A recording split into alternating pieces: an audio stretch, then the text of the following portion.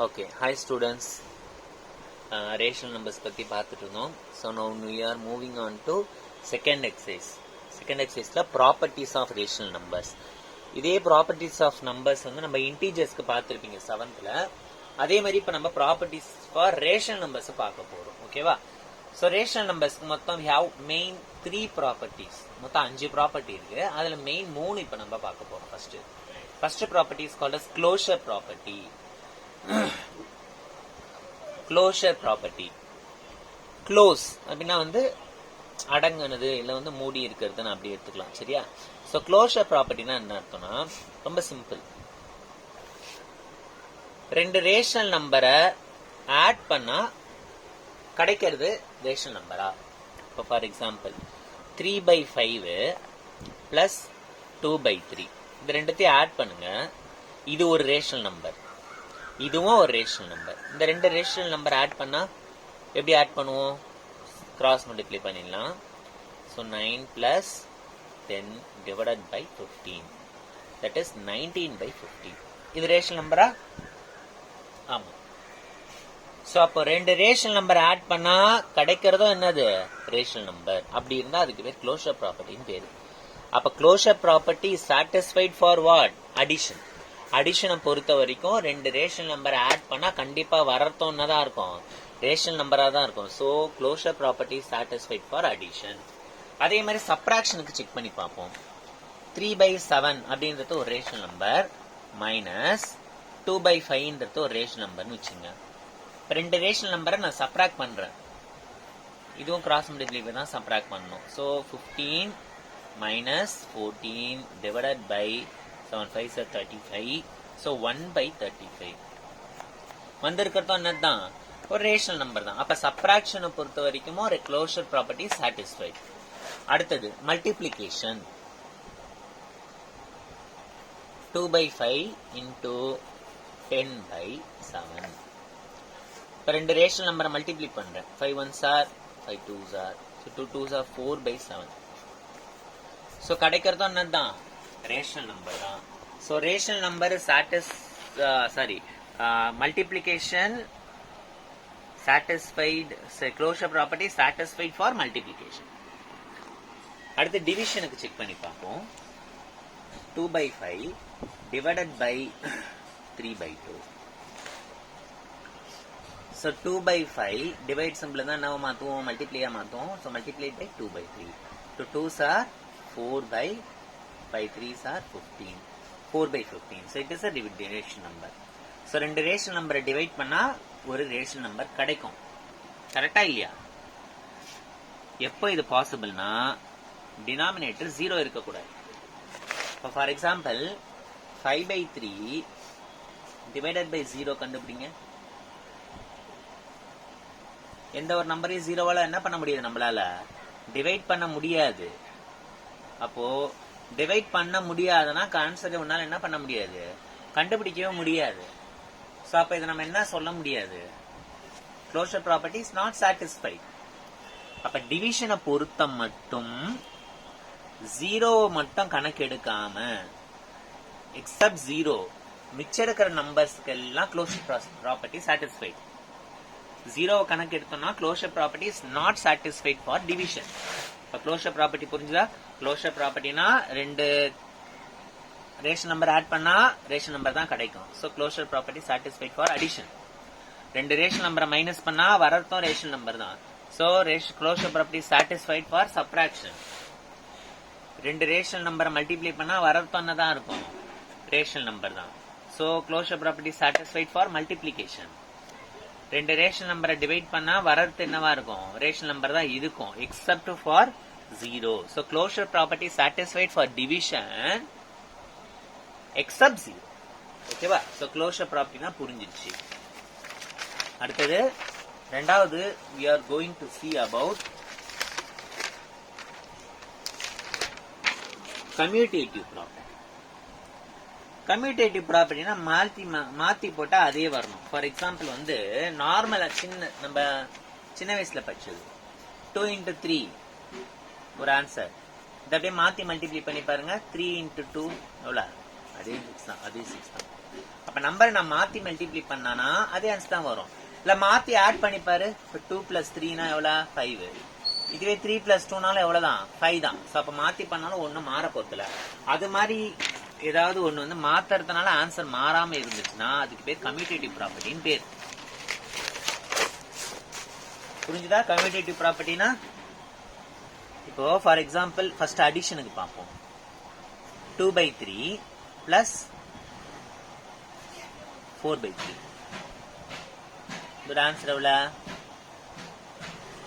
6/3. 3 1s are 3 2s. Answer is 2. அதே மாதிரி இப்ப மாத்தி போட்டு மேட்ச் பண்ணி பாரு. 4/3 + 2/3 ஈக்குவல் டு எவ்வளவு அதே 6/3 தான். 3 1s are 3 2s. Answer is 2. Answer என்ன ஆகல சேஞ்ச் ஆகல. அப்ப commutative property is true for addition. அடிஷனை பொறுத்த வரைக்கும் நான் நம்பரை மாத்தினாலும் மாத்தி ஆட் பண்ணாலும் ஆன்சர் மாறாது. அடுத்தது சப்ட்ராக்ஷனுக்கு செக் பண்ணி பார்ப்போம். சோ therefore அடிஷனுக்கு என்னது for addition commutative property is satisfied. ஓகேவா? அதே மாதிரி சப்ட்ராக்ஷனுக்கு பார்க்கிறோம். இப்ப 3/5 - 2/5 எவ்வளவு ஆன்சரு 1/5. இதுவே நான் மாத்தி மைனஸ் பண்ணிப்பாரு. 2/5 இருந்து 3/5 மைனஸ் பண்ணு. எவ்வளவு ஆன்சரு -1/4. இப்ப ரெண்டு ஆன்சர் என்னது வேற வேற. அப்போ சப்ட்ராக்ஷனுக்கு ஃபார் சப்ட்ராக்ஷன்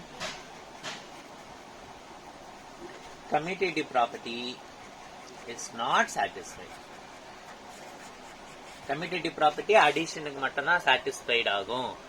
எதுக்கு சப்ட்ராக்ஷனுக்கு satisfy ஆகாது. ஓகேவா?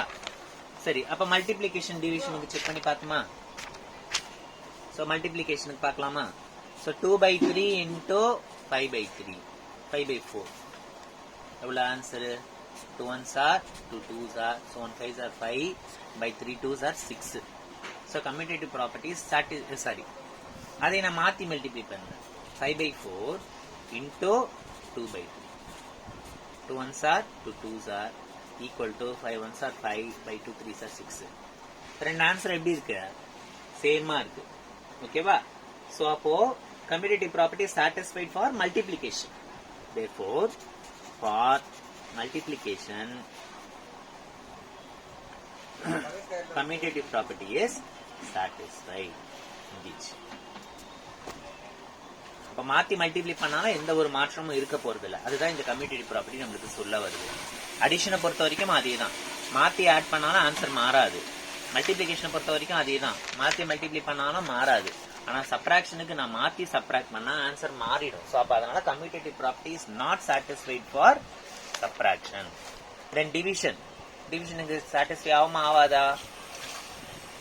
சோ 2/3 divided by 5/4 னு வச்சுங்க. எப்படி மாத்துவோம் நம்ம? 2/3 மல்டிப்ளைக்கு மாத்திடுவோம். So 2/3 multiplied by 4/5. so 4s are 8/3 5s are 15. எடுத்து அடிக்க கூடாது, ஏன்னா நியூமரேட்டர் இருக்கு ரெண்டுமே. இதுவே நான் மாத்தி டிவைட் பண்ணி பாக்குறேன். இப்ப 5/4 2/3 ஆல டிவைட் பண்ணி பாருங்க. எப்படி டிவைட் பண்ணுவோம்? 5/4 multiplied by 2/3. so அப்போ 3/2 multiplied by 3/2. ஆன்சர் எவ்வளோ? 5 3s are 15/4 2s are 8. 8/15 வந்துக்குது, இது 15/8 இருக்கு. ஸோ அப்போ இது ரெண்டுமே என்ன கிடையாது, சேம் கிடையாது. அப்போ டிவிஷனுக்கும் not satisfy. therefore for division commutative property is not satisfied. அடிஷனுக்கும் மல்டிப்ளிகேஷனுக்கும் சாட்டிஸ்ஃபைடு கம்யூட்டேட்டிவ் ப்ராப்பர்ட்டி. மாத்தி மாத்தி ஆட் பண்ணா சேம் ஆன்சர் தான் வரும். மாத்தி மாத்தி மல்டிப்ளை பண்ணாலும் சேம் ஆன்சர் தான் வரும். ஆனா சப்ட்ராக்ஷன்ல மாத்தி சப்ட்ராக்ட் பண்ணா ஆன்சர் மாறிடும். அதே மாதிரி டிவிஷன்ல மாத்தி டிவைட் பண்ணாலும் ஆன்சர் மாறிடும். சோ அப்ப கம்யூட்டேட்டிவ் ப்ராப்பர்ட்டினா இதான் அர்த்தம். மாத்தி செய்யக்கூடாது. அடிஷனுக்கும் மல்டிப்ளிகேஷனுக்கும் சாட்டிஸ்ஃபைடு, சப்ட்ராக்ஷனுக்கும் டிவிஷனுக்கும் நாட் சாட்டிஸ்ஃபைடு. ஓகேவா? So இதுதான் second property. Then moving on to third property. Now this is called as associative property.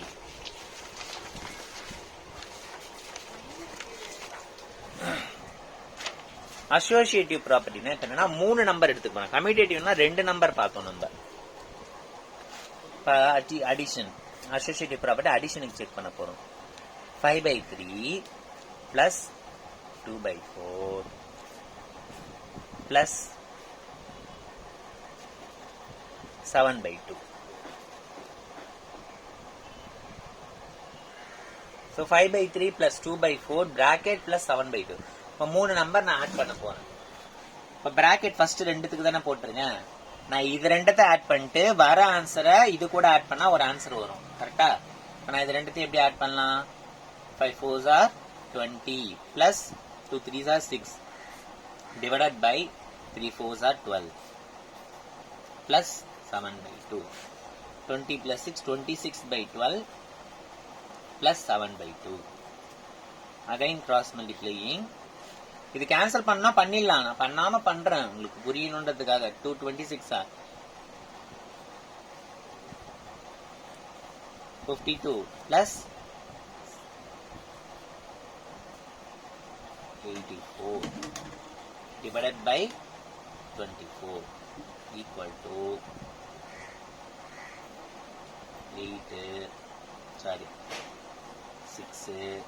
136 divided by 24.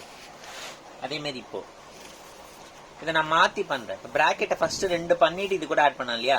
இப்போ நான் என்ன பண்ணா இது ரெண்டுத்தையும் ஆட் பண்ண போறேன். ஃபர்ஸ்ட் செகண்டையும் தேர்டையும் ஆட் பண்ணிட்டு ஃபர்ஸ்ட் கூட வந்த ஆன்சர் ஆட் பண்ண போறேன். அப்போ பிராக்கெட்டை மாத்தி கொடுக்குறோம், அவ்வளவுதான். 5/3 plus bracket 2/4 plus 7/2. So first நான் இதை ஆப்ரேட் பண்ண போறேன். ஸோ 5/3 அப்படியே இருக்கும். பிளஸ் இங்க கிராஸ் மல்டிப்ளை பண்ணோம் அப்படின்னா 2 2s are 4 plus 4 7s are 28 divided by 2 4s are 8. So 5/3 plus 32 divided by 8. Again cross multiply. So 8 5s are 40 plus 3 2s are 6 3 3s are 9 96 divided by 3 is 24. That is equal to add panna 136 divided by 24. So this is the answer. அப்ப நான் பிராக்கெட்டை மாத்திரம் வேற ஒன்னும் பண்ணல, same some. First ரெண்டுத்தை add பண்ணி third கூட add பண்ணா ஒரு ஆன்சர் வருது. செகண்டையும் தேர்டையும் ஆட் பண்ணிட்டு வந்த ஆன்சரை ஃபர்ஸ்ட் கூட ஆட் பண்ணாலும் அதே ஆன்சர் வரும். அப்ப நான் இந்த மாதிரி பிராக்கெட்டை மாத்தி போட்டாலும் எந்த தப்பும் இல்லை. That is called as associative property. It is satisfied for what? Addition. அப்ப அடிஷனை பொறுத்த வரைக்கும் நான் பிராக்கெட்டை மாத்தி கொடுத்தாலும் தப்பு இல்லை. Then for subtraction, சப்ராக்ஷனுக்கு சாட்டிஸ்ஃபை ஆகுமா? கம்யூட்டேட்டிவ் ப்ராப்பர்ட்டி சாட்டிஸ்ஃபை ஆச்சா? ஆகல. அதே மாதிரி இதுக்கு ஒன்னும் ஆகாது, ஆகிறதுக்கு வாய்ப்பு கம்மி. பார்க்கலாம். 7/3 minus 2/3 minus 4/3. இது ஒரு சைடு. இதை நான் இந்த சைடு போட்டுக்கிறேன். 7/3 minus bracket 2/3 minus 4/3. இது ரெண்டும் சேமா இருக்கா இல்லையான்னு பார்க்கணும். ஓகே. ஸோ சப்ராக்ஷனுக்கு இதான் பார்த்தோம், ரைட்டா? ஸோ இப்போ இது ரெண்டுத்தையும் நம்ம சேம் பேஸுக்கு தானே, நான் இது எக்ஸாம்பிளுக்கான்றதுக்காக சேம் பேஸ் எடுத்துக்கிறேன், உங்களுக்கு புரியும், ஈஸியாக முடிக்கணுன்றதுக்காக. ஸோ சேம் பேஸுக்கு தான் 7 - 2 எவ்வளோ அப்படின்னா வந்து எவ்வளோ? 7 - 2 is 5/3 minus 4/3. மறுபடியும் சேம் பேஸ். ஸோ 5 - 4 1/3 இஸ் தான் ஆன்சர். சரி, இங்கே வாங்க. என்னது? 7/3 அப்படியே இருக்கும்.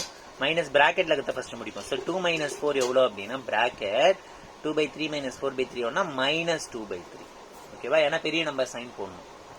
நெக்ஸ்ட் இந்த மைனஸ் மைனஸ் பிளஸ் ஆயிடும். ஸோ அப்போ 7/3 பிளஸ் 2/3 மாறிடும். ஸோ அப்போ ஆன்சர் எவ்வளோ? 7 + 2 9/3. So 3 1s are 3 3s are. Answer is 3/1. That is nothing but 3. So அப்போ இது ரெண்டு ஆன்சர் என்ன ஆயிடுச்சு? வேற வேற ஆன்சர் வந்துச்சு. அப்ப சப்ராக்ஷனுக்கும் அசோசியேட்டிவ் ப்ராப்பர்ட்டிஸ் நாட் சாட்டிஸ்ஃபை. சப்ராக்ஷனுக்கு சாட்டிஸ்ஃபை ஆகல. அடுத்தது இப்ப அசோசியேட்டிவ் ப்ராப்பர்ட்டி மல்டிப்ளிகேஷனுக்கு பார்ப்போம். 2/3 multiplied by 4/2 bracket multiplied by 2/7. ஓகேவா? இதே பிராக்கெட் இப்ப மாத்தி போட்டு பார்ப்போம்.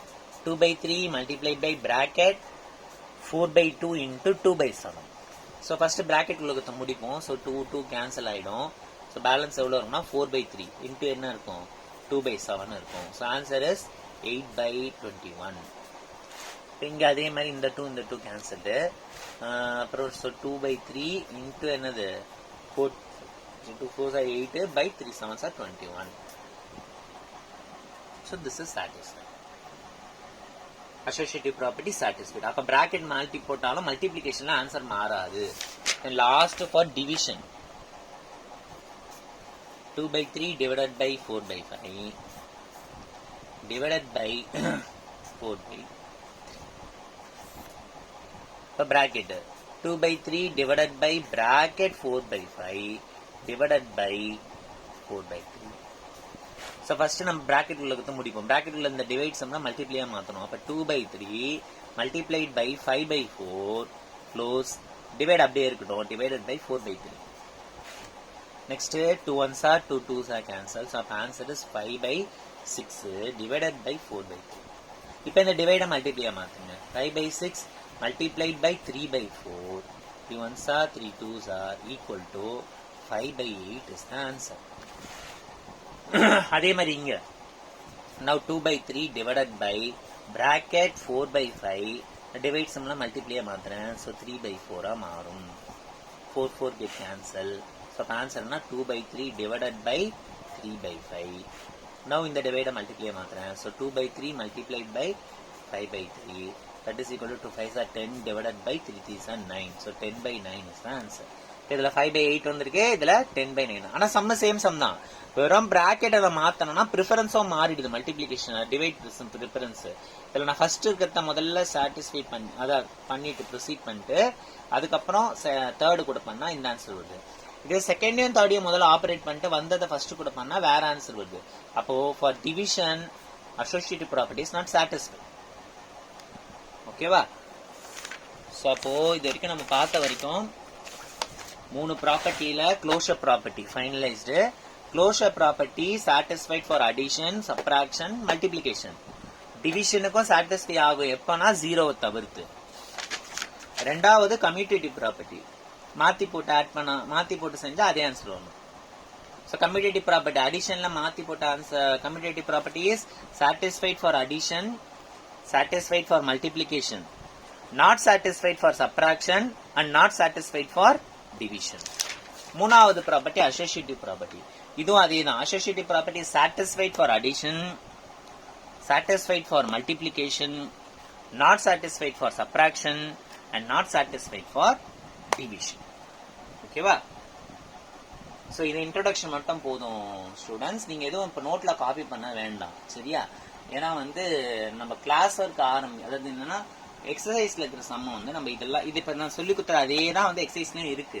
உங்களுக்கு இன்ட்ரோடக்ஷன் மட்டும் நான் கொடுத்துட்டேன். இதை நம்ம அதுல பார்க்கும்போது கிளாஸ் ஒர்க்ல நம்ம பார்க்கலாம். ஓகேவா? Thank you students.